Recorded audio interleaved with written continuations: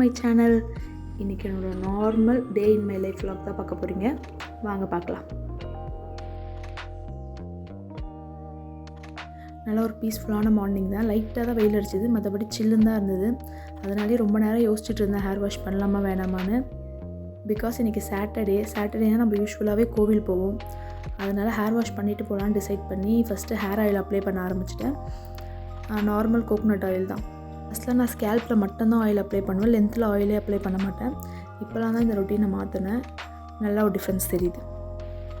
ஒரு 1.5 year கழிச்சு நான் என் கையில் மெஹந்தி போட்டிருக்கேன். சிம்பிள் டிசைன் தான். தியான் வச்சுட்டு இது போகிறதே பெரிய கஷ்டம் தான், ஆனால் எனக்கு ரொம்ப பிடிச்சிருக்கு. ஆயில் அப்ளை பண்ணி நல்லா ஒரு பன் போட்டு இன்றைக்கி பிரேக்ஃபாஸ்ட் சாப்பிட போயாச்சு. கோதுமை தோசை தான் எனக்கு பிரேக்ஃபாஸ்ட். அதுக்கப்புறம் லஞ்ச் நம்ம இன்றைக்கி செய்ய தேவையில்லை, அதை என்னோடய கோ-சிஸ்டர் செஞ்சுப்பாங்க. சும்மா அவங்களுக்கு ஹெல்ப் மட்டும் பண்ணிவிட்டு வந்தேன். பூண்டு மட்டும் உரிச்சு கொடுத்துட்டு கொஞ்சம் வெஜிடபிள்ஸ் மட்டும் கட் பண்ணிவிட்டு வந்துட்டேன். பொங்கல் வரப்போதில், அதனால நமக்கு பொங்கல் வேலையும் ஸ்டார்ட் ஆகிடுச்சு. காலையிலே கொஞ்சம் ஓட்டரெல்லாம் அடிச்சுட்டு வீட்டை கூட்டி மாப் பண்ணியாச்சு. தியானியை குளிக்க வச்சாச்சு. சார் இன்றைக்கி ரொம்ப சிக்காக இருக்கார். ஃபுல் டே அவர் கூடயே டைம் ஸ்பெண்ட் பண்ணுற மாதிரி தான் இருந்துச்சு. எவ்வளோ டாய்ஸ் அவன்கிட்ட இருந்தாலும் அவனுக்கு பிடிச்சது இந்த key chain, spoon, water bottle, நம்ம தலை சீவிர கோம், இதெல்லாம் தான் அவருக்கு பிடிக்கும். கொஞ்ச நேரம் அவன் கூட விளையாடிட்டு அதுக்கப்புறம் அவனையும் தூங்க வச்சாச்சு. அவனை தூங்க வச்சதுக்கப்புறம் தான் நமக்கு வேலையே. ஒரு 1.5 hour 2 hour தான் அவன் தூங்குவான். அதுக்குள்ளே என்னென்ன வேலை இருக்கோ கடை நம்ம செய்யணும். அதுலேயும் பெரிய கொடுமை என்னென்னா, நம்ம பக்கத்துலேயே உட்காந்து துணி மடிப்போம், கிச்சனில் ஏதாவது வேலை செய்வோம். அப்போல்லாம் அவன் ஏஞ்சிக்க மாட்டான்.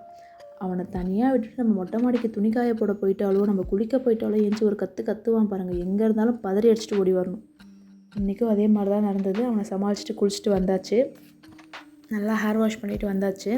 கொஞ்சம் டவல்லே இந்த மாதிரி பேட் ட்ரை பண்ணால் கொஞ்சம் சீக்கிரமாக ட்ரை ஆகும்.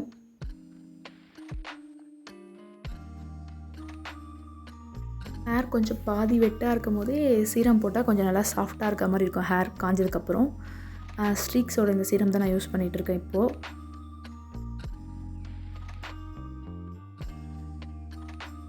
அதுவும் நல்லா ஹேர் ஃபுல்லாக அப்ளை பண்ணியாச்சு. லென்த்தில் மட்டும் அப்ளை பண்ணால் போதும், ஸ்கேல்பில் அப்ளை பண்ண வேண்டாம்.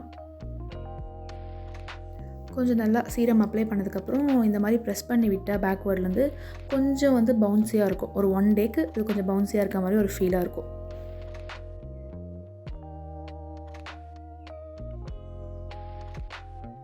ஒரு கண்டினியூஸாக ஒரு 2-3 minutes இந்த மாதிரி பண்ணிகிட்டே இருக்கணும். அப்புறம் ஃபுல்லாக காஞ்சதுக்கப்புறம் தான் நம்ம கோம் பண்ணணும். அப்போ தான் இந்த பவுன்சினஸ் நிற்கும். இப்போ வெட்டாக இருக்கும் போதே நம்ம நல்லா கோம் பண்ணிட்டோன்னா இது போயிடும். ஹேர் அப்படியே ட்ரை பண்ண விட்டுட்டு ஷீட் மாஸ்க் போடலான்னு சொல்லி டிசைட் பண்ணேன். நம்ம லாஸ்ட் வீடியோவில் காமிச்சோம்ல, அதுலேருந்து ஒரு ஷீட் மாஸ்க் போடலான்னு நினச்சேன். இந்த ரைஸ் வாட்டர் ஷீட் மாஸ்க் தான் இன்றைக்கி போட்டேன். இதிலே anti ageing, remove tan, oil control இந்த மாதிரிலாம் இருந்தது. டேனாக இருக்கிறதுனால தான் மெயினாக இதை போடலான்னு டிசைட் பண்ணேன். ஸ்மெல்லாம் நல்லா இருந்தது. அதில் இருக்க இன்ஸ்ட்ரக்ஷன்ஸ்லாம் பார்த்து தான் போட்டேன். பட் என் ஸ்கின்னுக்கு இது செட் ஆகலையா என்னென்னு எனக்கு தெரியல. போட்ட உடனேவே அது பயங்கரமாக எரிஞ்சுது. மூஞ்சி ஃபுல்லாக எரிஞ்சிருந்தால் சும்மா லைட்டாலாம் எரியல, அப்படியே கண்ட்ரோல் பண்ண முடியாத அளவுக்கு அவ்வளோ டீப்பாக ஒரு எரிச்சல். இது போட்டுட்டு ஒரு 15 to 20 minutes கழிச்சு தான் ரிமூவ் பண்ணணும்னு சொல்லி இன்ஸ்ட்ரக்ஷனில் போட்டிருந்தாங்க. ஆனால் நான் போட்டு ஒரு 5 minutesலேயே ரிமூவ் பண்ணிட்டேன். ஏன்னா செம்மையாக எரிஞ்சுது. அதை ரிமூவ் பண்ணதுக்கப்புறமும் எனக்கு ஒரு 1/2 hour கிட்டே எரிஞ்சிட்டு தான் இருந்தது. லைக் கண்ணும் ஃபுல்லாக ரெட் ஆகிடுச்சு. எனக்கே செம்ம பயமாகிடுச்சு. ஏதாவது பிளட் ஏதாவது வந்துருப்போம், ஸ்கின்லேருந்து பீல் ஆகிட போது, அந்த மாதிரிலாம் ஒரு பயம் வந்துருச்சு. ஆனால் அது ஒரு 1 hourக்குள்ளே நார்மல் ஆகிடுச்சு. இதை நான் நெக்கு, கை, கால் இங்கெல்லாம் அப்ளை பண்ணேன். அங்கெல்லாம் எனக்கு எந்த பர்னிங் சென்சேஷனும் இல்லை. வெறும் ஃபேஸில் மட்டும்தான் ரொம்ப எரிஞ்சுது. இது எல்லாருக்கும் இப்படி தான் எரியுமா, இல்லை இது என்னோடய ஸ்கின் டைப்புக்கு செட் ஆகலைன்னு எனக்கு தெரியல. ஆனால் ஒரு 1 hourக்கு அப்புறம், அதை ரிமூவ் பண்ணி 1 hourக்கு அப்புறம் ஒரு நல்ல க்ளோ. ஈவினிங் வரைக்குமே கொஞ்சம் நல்லா பல மாய்ஸ்சரைசர் போட்ட மாதிரியே இருந்தது.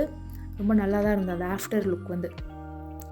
இதெல்லாம் நான் பண்ணி முடிக்கிற வரைக்கும் தியான் தூங்கிட்டு தான் இருந்தான். சரி, அவன் ஏஞ்சிக்கிறதுக்குள்ளே துணி மடிக்கலாம்னு சொல்லி துணி மடிச்சாச்சு. துணி மடித்து முடிக்கிறதுக்குள்ளே அவரையும் ஏஞ்சாச்சு.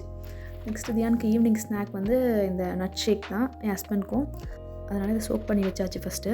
அவங்க 3 பேருக்குமே இது ரொம்ப பிடிக்கும். ஆனால் இன்றைக்கி நான் குடிக்கல, அவங்க 2 பேருக்கு மட்டும்தான். இதில் என்னென்ன ஆட் பண்ணால் ரைசின்ஸு, ஆல்மண்டு, டேட்ஸு, கேஷ்யூ, பிஸ்தா, வால்நட் கூட ஆட் பண்ணலாம். ஆனால் வால்நட் காலி ஆகிடுச்சு. அதனால் இன்றைக்கி இது 5 மட்டும்தான். என் ஹஸ்பண்ட்க்கு இது கூட கொஞ்சம் மில்க் ஆட் பண்ணி கிரைண்ட் பண்ணுவேன். தியானுக்கு வெறும் ப்ளைனாக இதை மட்டும் கொஞ்சம் திக் பேஸ்ட்டாக கொடுத்தா அப்படியே ஸ்பூன்லேயே சாப்பிட்ருவான். அதுக்கப்புறம் இன்றைக்கி லன்ச் சிம்பிள் தான். காரக்குழம்பு ப்ளஸ் கீரை பொரியல். அதை சாப்பிட்டுட்டு இன்றைக்கி ஈவினிங் கோவிலுக்கு போகிறோம். பிரசாதம் கொடுக்க போகிறோம், புளி சாதம். அதுக்கான இந்த குழம்பு தான் இப்போ ரெடி ஆகிட்டுருக்கு. இதை நல்லா ரைஸ் கூட மிக்ஸ் பண்ணி கோயிலுக்கு எடுத்துகிட்டு போகிறதுக்கு ரெடி பண்ணியாச்சு. சூப்பராக இருந்தது புளி சாதம். ஆனால் இந்த புளி சாதத்தை வந்து நான் செய்யலை, வீட்டில் தான் செஞ்சு கொடுத்தாங்க. ஏன்னா எனக்கு இவ்வளோ குவான்டிட்டி ஆஃப் புளி சாதம்லாம் செய்ய தெரியாது. அதுக்கப்புறம் அதை ப்ரிப்பேர் பண்ணி வச்சுட்டு இந்த நட் ஷேக் வந்து அரைச்சி கொடுத்துடலான்னு சொல்லி என் ஹஸ்பண்ட்க்கும் கொடுத்தாச்சு, தியானுக்கும் அதை ஊட்டி விட்டாச்சு. ஆனால் சார் தான் ரொம்ப சிக்காக இருக்கார்ல, அவருக்கு ஊட்டி விடுறதுக்குள்ளே ஒரு 1/2 அன் ஹவர் ஆகிடுச்சு. அதுக்கப்புறம் 3 பேரும் ரெடியாகி கோவிலுக்கு தான் போயிட்டுருக்கோம். நாங்கள் பிளான் பண்ணது 4:30க்கு கோவில் போகலான்னு, ஆனால் பார்த்தா 6 o'clock ஆகிடுச்சு. தியானுக்கு உடம்பு சரியில்லாதனால அவன் கோஆப்ரேட் பண்ணலை. இந்த கோவில் வந்து வைகுண்ட பெருமாள் கோவில். ஆனால் நான் வந்து இதை கார்டன் கோவில் தான் சொல்லுவேன். ஏன்னா கோவில் சுற்றி நல்லா ஒரு க்ரீனரியாக சூப்பராக இருக்கும், செம்ம காற்றடிக்கும், உள்ளேயும் ஸ்பேஸ் இருக்கும், வெளியும் ஸ்பேஸ் இருக்கும், நல்லா உட்காந்து ரிலாக்ஸ் பண்ணேன். இங்கே வந்து நிறைய பேர் படிக்கவும் செய்வாங்க, லைக் கவர்மெண்ட் எக்ஸாம் படிக்கிறவங்க, இந்த மாதிரி நிறைய 10th 12th படிக்கிறவங்களாம் வந்து கொஞ்சம் நேரம் உட்காந்து படிப்பாங்க இங்கே. ஏன்னா அவ்வளோ நல்லா ரிலாக்ஸாக இருக்கும், பீஸ்ஃபுல்லாக இருக்கும், எந்த சவுண்டு தேவையில்லாத சத்தம் எதுவுமே கேட்காது. கோவிலும் ரொம்பலாம் கூட்டம் இருக்காது. நான் இது வரைக்கும் போனது வரைக்கும் ரொம்பலாம் கூட்டம் இருக்காது, கொஞ்சம் பேர் தான் இருப்பாங்க. வெளியவே துளசிலாம் விற்றுருந்தாங்க, துளசி வாங்கிட்டு உள்ளே போயாச்சு. நல்லா பீஸ்ஃபுல்லாக சாமி கும்பிட்டு வந்தாச்சு. இதுக்கப்புறம் நம்ம இன்னொரு கோவில் போக போகிறோம், ஆஞ்சநேயர் கோவில். இந்த தேரடி பக்கத்தில் இருக்க ஆஞ்சநேயர் கோவில். ஏன்னா இங்கே ஒரு அபிஷேகம் சொல்லியிருக்காங்க வீட்டிலேருந்து. ஆனால் அங்கே என்னால் கவர் பண்ண முடியல, ஏன்னா அங்கே பயங்கர கூட்டம். அவ்வளோதான், இந்த vlog முடிஞ்சுது. தேங்க்ஸ் ஃபார் வாட்சிங் மை வீடியோ. இன்னொரு இன்ட்ரெஸ்டிங்கான vlogல உங்களை பார்க்குறேன்.